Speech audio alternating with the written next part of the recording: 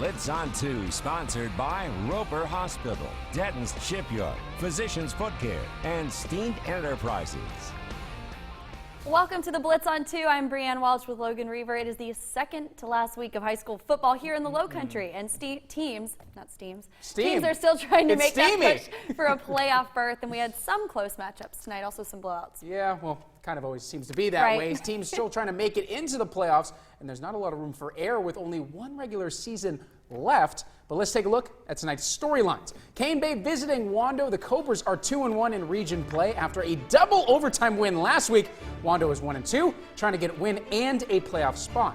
Bishop England, they have really picked up speed here in the second half of the season. Tonight, they hosted Georgetown. We'll take a look at that one. And a highly anticipated matchup, Oceanside hosting Timberland. Two powerhouse 2A schools with a whole lot of talent, and that is why it is our game of the week. And here is that 2A Region 6 matchup between these two teams. It started out with some fire. The Wolves came out strong with the defense. Jamal McKinney sacks Sean Cooney, and the Land Sharks had to punt on their first offensive series. Steamy. That's followed up by the Timberland offense, a run, throw, and then to seal the deal, a fantastic 26-yard run by Jaylene Richardson.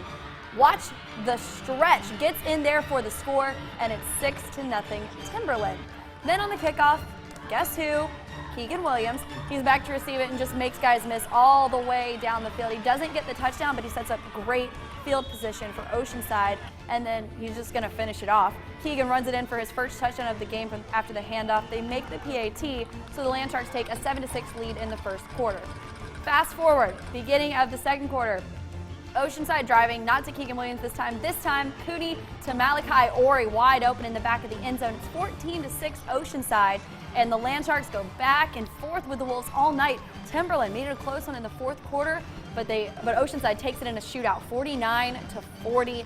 What a great game of the week. It did not disappoint. See, I feel like you said teams, but you said steamy on purpose. That was a steamy highlight. It was a steamy Red highlight. hot. It was. She knew. All right, as we move right along in this week 9 Blitz on 2 show, let's go back to take a look at some of the 5A action. Yeah, got to do that. We start with Fort Dorchester. They wanted all the smoke against Ashley Ridge on senior night after a punt mishap by the Patriots puts Ashley Ridge in field goal range. The Patriots decide they don't want to see their post anymore and block.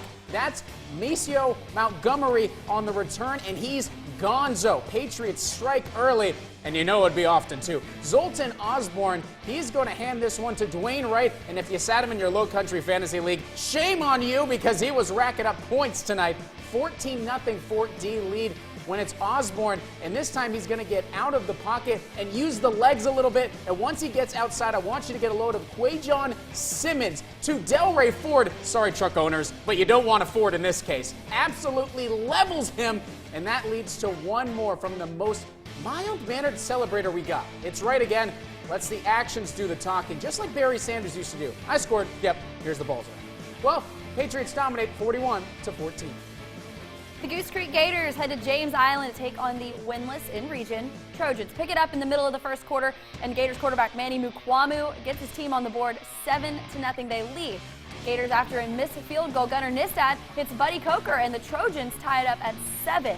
Gators show that they can pass to Manny Mukwamu to Damon Muzon. We know that move. He takes it to the house. Gators lead 14-7 after he finds his way in there, and the Gators keep on keeping on. They remain undefeated in Region 7 with their 42-14 win over James Island.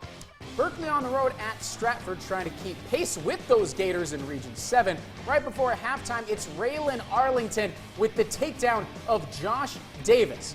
And so at halftime, I'm standing over on the sidelines, right? And Berkeley is warming up back for the second half, and the receiving corps calls me over and they say, hey, we're going to give you something good, all right? And look, I don't do Powerball or scratch-offs or any of that, but if I did, I'm coming straight to these kids. They freaking knew. Immediately down the field they go, pop, pop, pop, one after another. Hakeem Meggett there, and Trey Chisholm, he finishes it off with Eric Green in the end zone. Am I allowed to go to high schoolers for life advice now? No. Well, you can. No, probably one of my worst ideas. I'm thinking about it, though. Stags roll 34-7.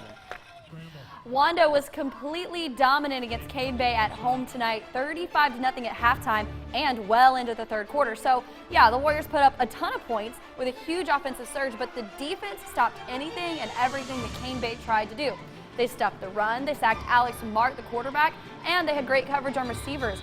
Wando coming into the night 1-2 in Region 7 play, and they get it done in a big way. After struggling at home this season, they leave no doubt with a 42-0 shutout over Cane Bay. Remember when Coach Zare was like, I hope their defense stinks? Yeah. Turns out it they doesn't. don't. West Ashley Wildcats took on the Warriors tonight at home. A huge blitz pick.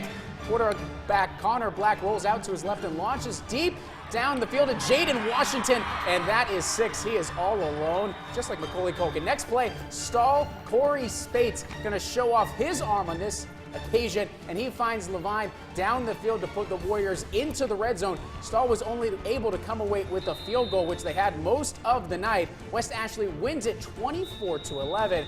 You know what that means? One step closer to beating Brianne in blitz picks. I didn't even write that in the script. No, I I liked did. Okay, Yeah. good.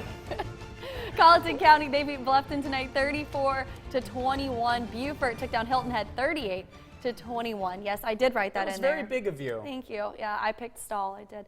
All right, That was very quiet. still more to come on the Blitz On 2. We've got some important matchups because they are all important games this time of year. Starting with Georgetown and Bishop England, the Bishops looking for 4 straight wins. That is next.